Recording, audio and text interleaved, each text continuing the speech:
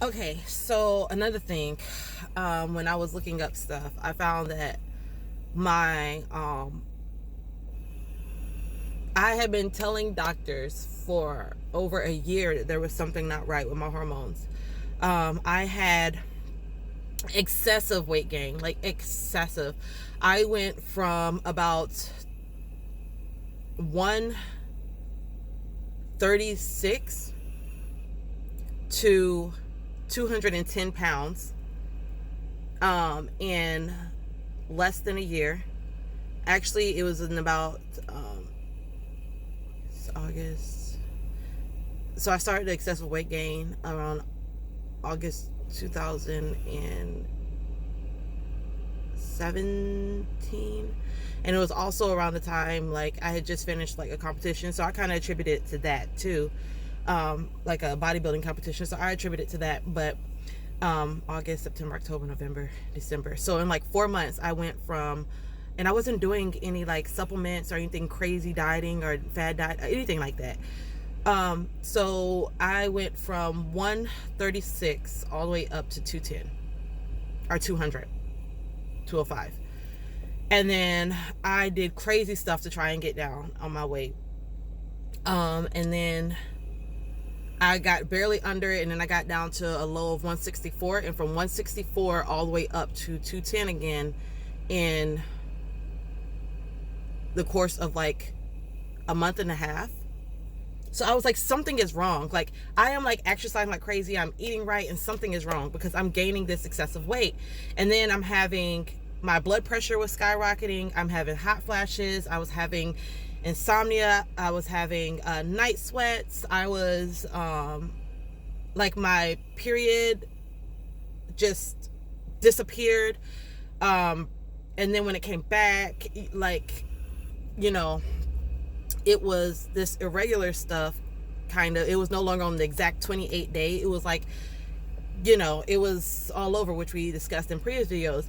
But I was still coming with the hot flashes, which I'm getting one right now. Hot flashes, night sweats, insomnia, high blood pressure, super tender breast all the time. Like, I was breaking out in my face. Sometimes I would have like hairs grow on my chin. Like, my emotions were all over the place. My anxiety was at an all-time high. My depression was at a all-time high. And this all stuff like, and everybody struggles with their own things, but there is some pretty traumatic events that I've experienced. And especially since joining, they were triggered by the Marine Corps. But pretty traumatic events. And I was able to, I like to call them my demons, keep those demons subdued and carry on a seemingly normal life. But there came a time whenever I couldn't do that anymore, and it was causing my depression. It was causing me to sink into a really low depression, which also isn't good for fertility. And like, it was just bad. And I was just like, something is wrong. It just, something changed. And I was like, is it my thyroid? Is it something? And that's when we started doing, like, I tried to get testing done, and they were like, oh, it's probably just because you're injured, and making all kinds of excuses. And they wouldn't test, which, guys, it's the military is infamous for this. There's memes everywhere. So then I got really, really serious about it. Like I said, I got really, really serious about this in around February timeframe. And once I got serious about it, and then they started pulling all this blood work and testing and stuff, my thyroid came back at regular levels. I was getting dizzy, lightheaded, all this other stuff. My blood work for to see if I was anemic came back, and those were regular.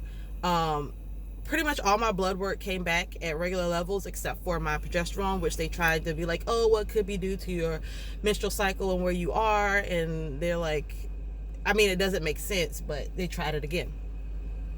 And I was telling them, I was like, everything that I'm experiencing, online says that I'm going through menopause and I'm too young to go through menopause. And they're like, you're in your 20s. There's no way you're going through menopause. And I was like, okay, well, something's wrong. So they test my thyroid again. Those numbers were okay. Again, like the only factor that came out of this was my progesterone. And as I'm looking up now, a lot of it makes sense because it's a lot of the same symptoms that it says can occur with low progesterone, especially in females. The excessive weight gain, the headaches and migraines. I was having crazy migraines. Like, I have to tote around migraine medicine, which should be in my bag. I have to tote around migraine medicine. I have headache medicine. I have migraine medicine, like, all throughout my car because I have crazy migraines. So I have migraines, excessive weight gain, hot flashes, insomnia, tender breast, a lot of things that are associated with having extremely low progesterone. And it just baffles me that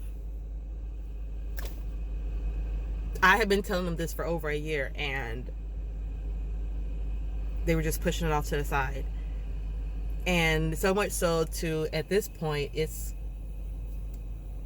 really could mess with my career. It doesn't matter because I'm getting out anyway, but it could mess with my career because I can't maintain the standards because my body isn't doing what it's supposed to do. And I'm luckily in a position where I was allotted that time where I have been able to identify and I can guide the doctors, like, hey, this is what I'm seeing. Can you look at it? Because normally you do that. And they're like, oh, look at there.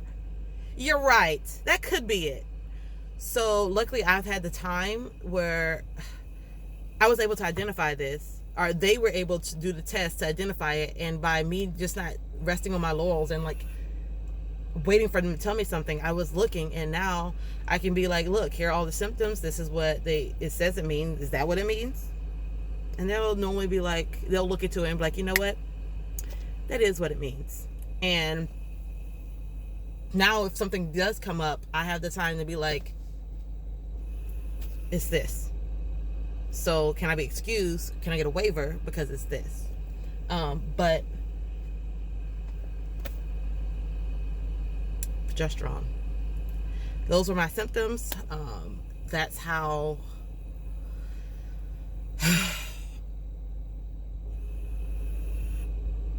those are my symptoms. Maybe you guys are experiencing something like that. Maybe you're not.